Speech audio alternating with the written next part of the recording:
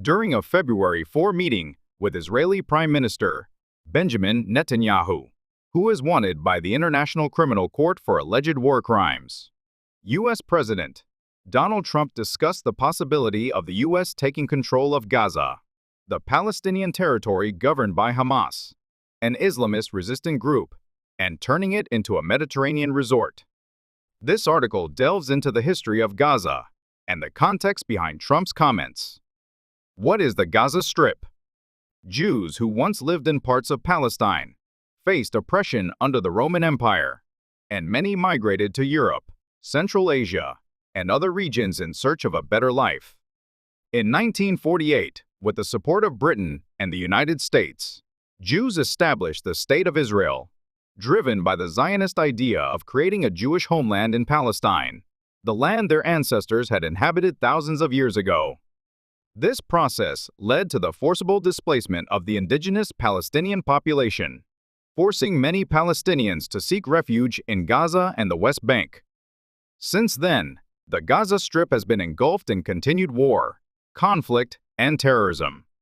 The region had been under Egyptian control until it was occupied by Israel during the 1967 Six-Day War, also known as the Third Arab-Israeli War.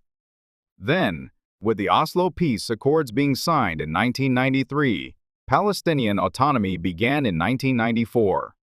The accords included principles agreed upon by the Israeli government and the Palestine Liberation Organization (PLO), calling for an independent Palestine to coexist with Israel.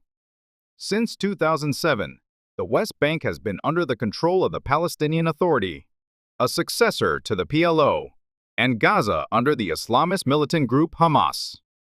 However, due to continued strict Israeli control, there is a barrier separating the territory from Israel, as well as a block in the sea route, which makes the region rely on food and water aid from international organizations. Why did Trump say, U.S. to control Gaza? Trump said he would develop Gaza as a vacation destination and force the 2 million Palestinians living in Gaza to move to Egypt or Jordan. He also argued that since Hamas is forcing them into a spiral of war, it would be better for them to live elsewhere.